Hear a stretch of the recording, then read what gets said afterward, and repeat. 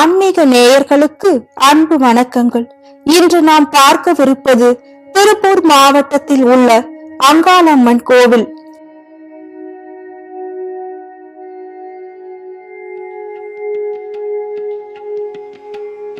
பாண்டியர்களால் கட்டப்பட்ட அங்காளம்மன் கோவில் கும்பாபிஷேகம் வெகு விமர்சையாக நடைபெற்றது.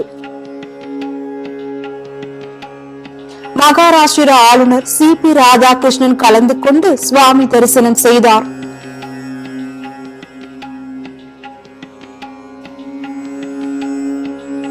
திருப்பூர் முத்தனம்பாளையம் பகுதியில் அமைந்துள்ள அங்காளம்மன் கோவில் கொங்கு மண்டலத்தை சேர்ந்த பல்வேறு சமுதாய மக்களின் குலதெய்வ கோவிலாக உள்ளது.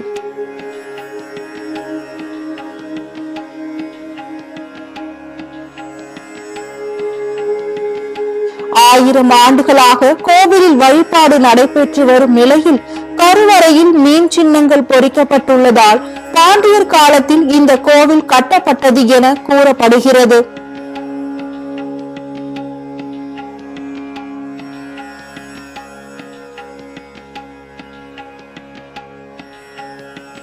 கடந்த 20 ஆண்டுகளுக்கு முன்பு கும்பாபிஷேகம் நடைபெற்ற நிலையில் மீண்டும் கோவில் புனரமைக்கப்பட்டு கும்பாபிஷேகம் இன்று விமர்சையாக நடைபெற்றது.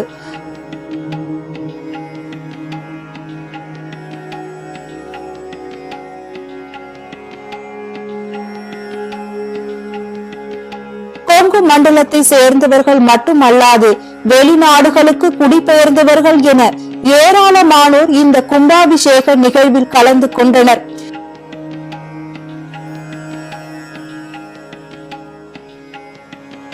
கோவிலின் முன்பு யாகசாலை அமைக்கப்பட்டு சிவாச்சாரியர்கள் கலந்து கொண்டு யாகம் வளர்த்து கோபுர கலசத்தில் புனித நீர் ஊற்றி கும்பாபிஷேகம் நடத்தப்பட்டது.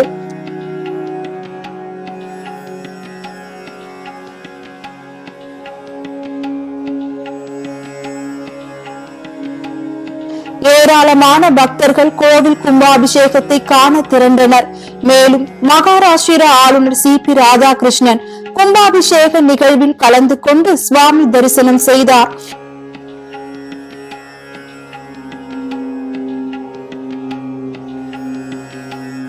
சுமார் 1 லட்சம் பக்தர்களுக்கு அன்னதானம் வழங்க ஏற்பாடும் செய்யப்பட்டிருந்தது. கூட்ட நெரிசலை கட்டுப்படுத்த 100க்கும் மேற்பட்ட காவல்துறையினர்